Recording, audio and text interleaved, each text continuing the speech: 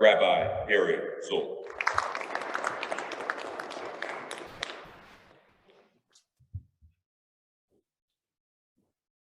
Well, good afternoon, everybody.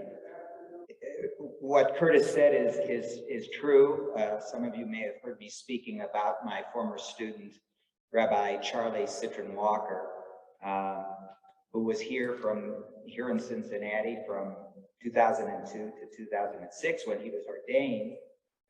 And he and I'm about to say something a bit dangerous here in Ohio, because he and I sort of struck up a friendship initially because he was a graduate of the University of Michigan, as am I. And so that's how we became friendly. And all that you've been hearing about him on the news, I said to Curtis, had Charlie decided to take a pulpit here in Cincinnati, Charlie would be here on this day. And Charlie would have reached out to everyone in the religious communities from every faith and every background, because that was his nature. So we're very grateful today that this is a story that had a happy ending. As we all know, whether our tradition is Christianity or Islam or any other religious tradition, we all know that in this country, in America, we have our own stories that where we know people have come into our houses of worship and the story did not end as it did yesterday. I told Curtis the other day when we spoke, I remember about 20 years ago, I went to Prague to speak. And in Prague, I wanted to attend a worship service at a very, very old synagogue that's in Prague. Believe it or not, that was built in the year 1270 and still stands today. And people still worship in this very old synagogue. So I wanted to go, and just for the history of it, to be able to say I had been there. And to my surprise, 20 years ago, when I walked to the doorway, there were two armed guards standing at the doorway with machine guns. And everybody that was unrecognizable had to show papers. I had to show my passport. Then I was questioned, why do you want to go into this building, and so forth. And I was with my wife, and I said to her, well, I said, thank God we live in the United States of America, where I can go into a synagogue or a church or a temple, and I don't have to look at armed guards standing out front to protect me. That was just 20 years ago. So we have to think about the future, because the change to go back to a time when there are not barriers in front of our houses of worship, that's not going to happen, friends, tomorrow. It's going to take our determined work and our dreams for the future. And I want to leave you with an interesting coincidence.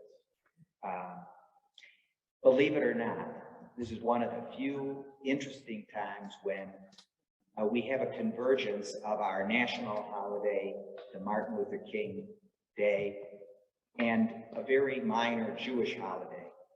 Because today in the Jewish tradition, it's a very minor festival called Tu B'Shvat, which is, the best way to explain it, it's sort of a Jewish Arbor Day. It goes back several thousands of years, and it's on this day that Jews all over the world plant trees. So where we live here in Cincinnati, it's not very commodious to be planting trees in the middle of winter, but that's the day. And it just so happens today is that day, Arbor Day, and it's also MLK Day. And I want to end with this story, which I think relates to my point about working toward the future. There's a wonderful story that comes from the ancient writings of the rabbis that talks about a man named Honi. Honi was a man who could never figure out what did it mean when the psalmist says in Psalm 126, Hayidu kecholmim, we were like dreamers. What does that mean? We were like dreamers. And the story is told that Honi figured the meaning of this out because he walked and he found a man who was planting carob trees. And he walked up to this man and he said, why are you planting carob trees? Don't you realize that it will be 70 years before the fruit of these carob trees is ready to be taken? You won't be here when that fruit is ready. And the man said, yes, that's true. But when I arrived on this planet, I had carob trees to eat from because my forebears planted them for me. So this is the meaning we learn of what it means to dream. That not all dreams can be realized in our day and in our age, but we plant for the future.